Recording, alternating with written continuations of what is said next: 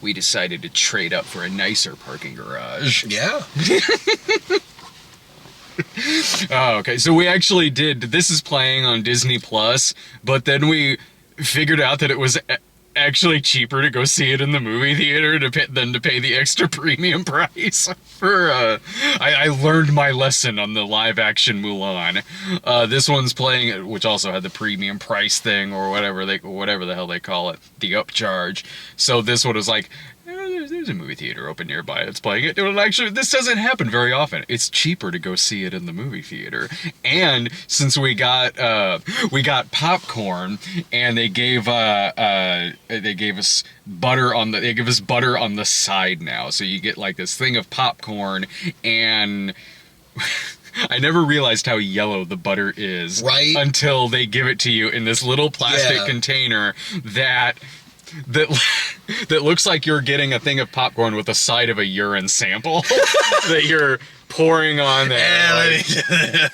Is this the vaccine? Okay.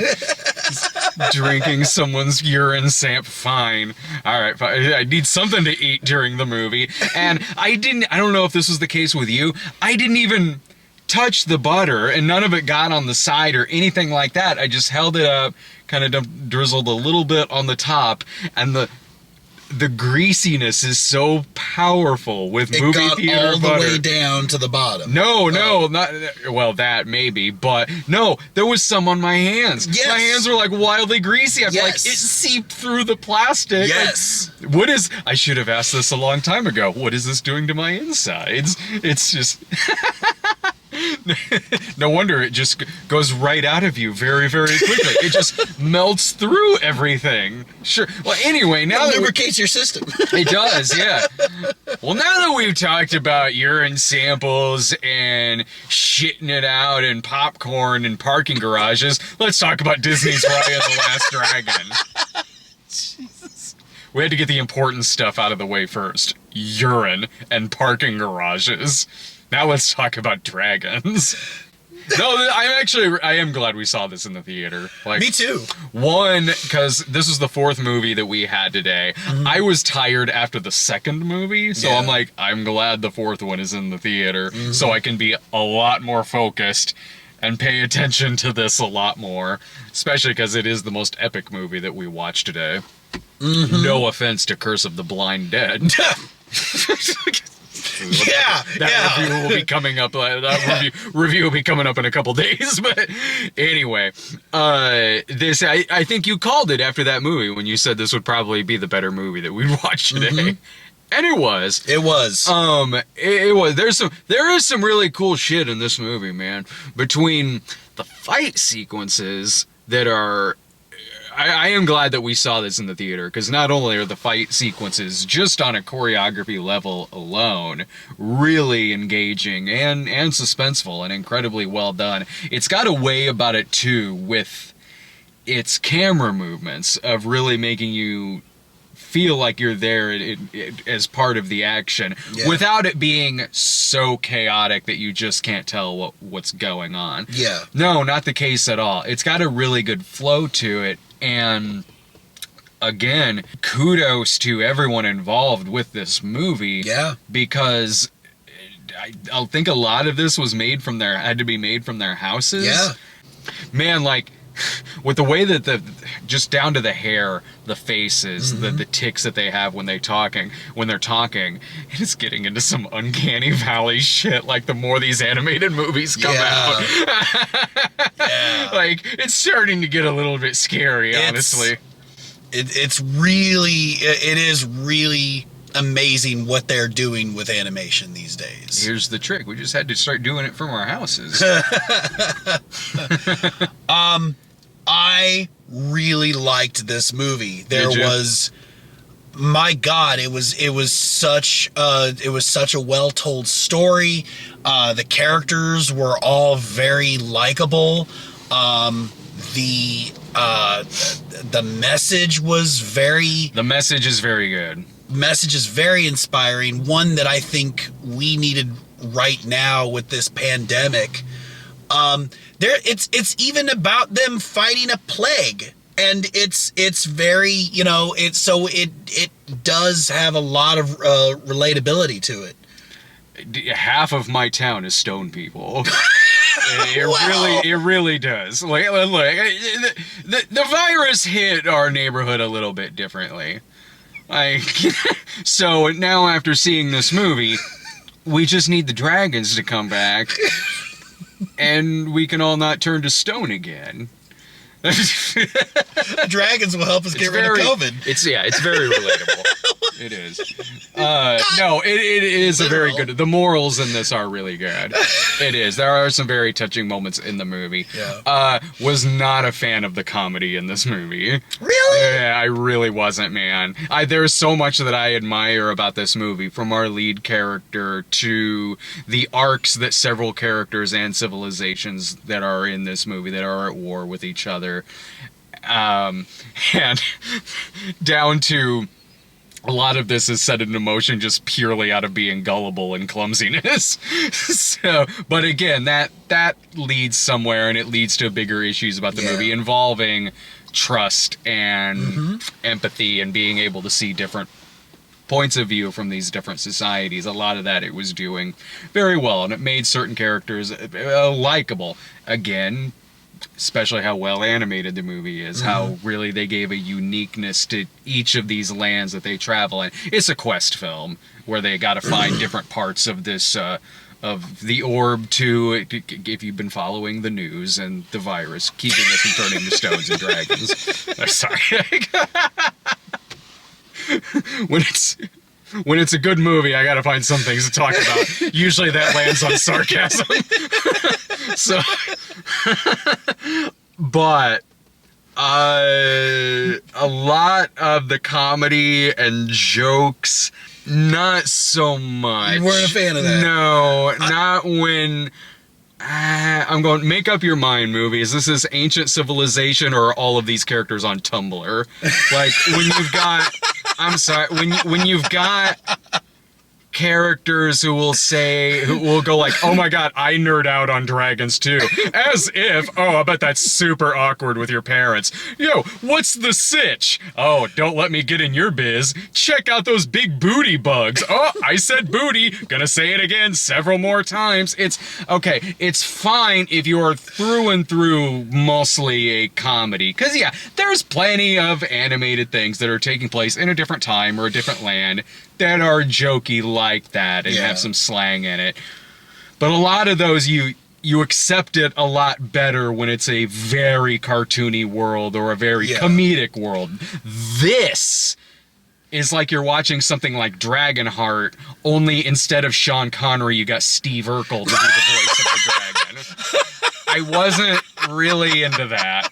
It was just, and it made me not care that much for certain side characters. As much heart as some of them had, and they do, but when you're just talking straight out of a TGIF sitcom with these laugh track moments that feels like you had this really epic script, and then here's the problem with working from home. Someone's 12-year-old came in there and found the script and just added booty to several pages. And so when there are some surprises and plot turns in the third act with certain characters, I know I'm supposed to feel sad, but when a lot of jokes really weren't landing, I was more so like, oh no. But it does end on a very good note. It does. I thought the movie was fine. There's a lot of stuff to admire about it. The comedy knocked this down so many grades for me.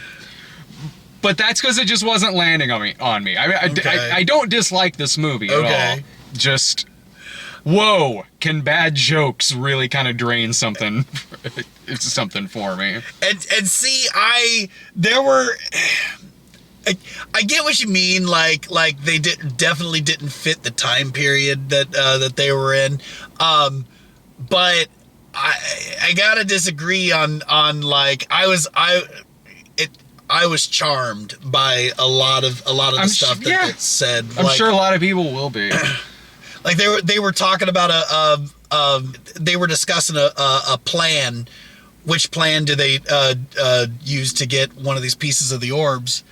And a character suggests, just go in, give them a gift, and say, "All right, now we're besties," and then they skip along out. And Oh my God. I felt that was just so goofy, and it was just funny. It was just funny. I know it's not a realistic movie because there's magic in this. It's a fantasy film. It's a quest film.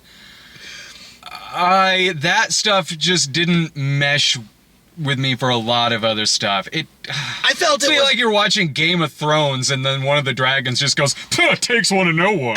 Like, not that this gets as hard as that, but But here's the thing about that is that it was just such a that plan was just such a reflection of that character's personality that's what I liked about it. I was just like, these plans were all like, okay, that's what they were. They were more of a reflection of that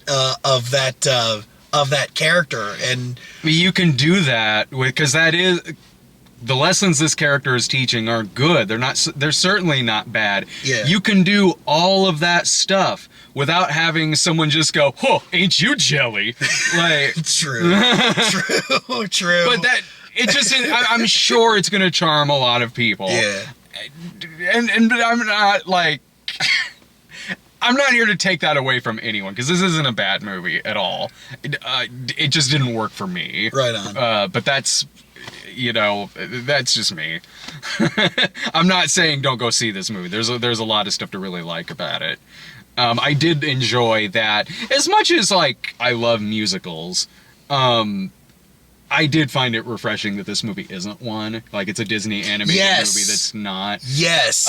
And that's not a knock against Disney musicals or anything like that. Yeah. I just kind of like that, mixing it up a little. Yeah. Having something that's more of a non-musical epic, really. As far as a grade go, I'm sure there's going to be people out there who really, really love this movie. And I like it okay.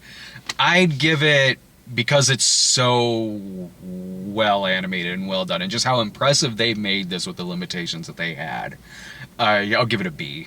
I'll have to go with an A-. Yeah. I really like this, and so before the review, I was like, what would you call an A+ movie? Just so that, like, and you were like, it's got to be like so good it's life changing. And I was like, okay, well, I don't know if this movie was life changing. It's got to make me cream my pants, which this movie did not. Which, thank God, I would have gotten arrested. No, I would never give this an A. I will never give a movie that has the line, "What's the sitch?" an A+.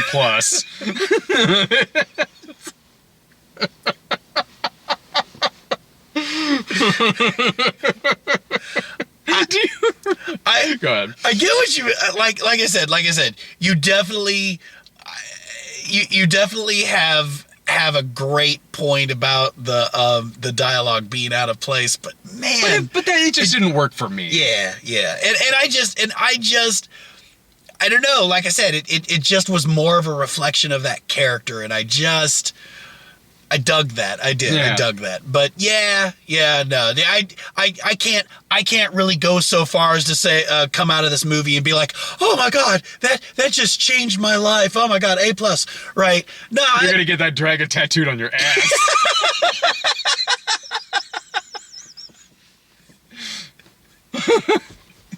Where's the orbs? Oh, I'll tell you where.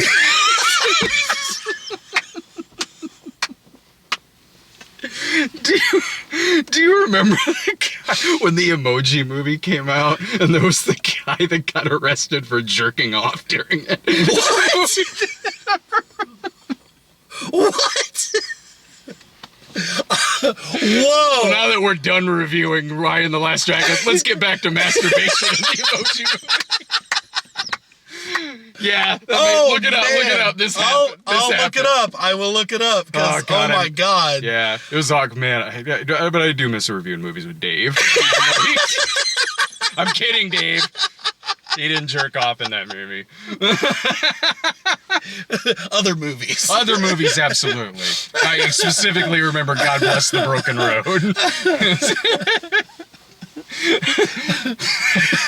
I hope the people out there heard every word of that. All right, well, so a B you give this movie? No, an A-. I'm sorry, I gave it a B. A-. Yeah. Right on. Okay, so next week, all week, was there anything else you wanted to add to it? I think we covered everything. Yeah, I think so. I think that's everything. I mean, I definitely, like Brad said, I recommend it. Go see it. Yeah, it's good. What do you want from me? I'm trying to get back on track from. Oh, it was derailed a long time ago, man. You're like, after the train crash from Unbreakable, the conductor's like, I think I still got this. Then a tree lands on him. All right. Well, next week I think we got. I think all we have next week is the Snyder cut of Justice League. 4-hour movie. That'll take up our whole day watching that. So I think that's the only review we'll have next week. All right. We'll see you then.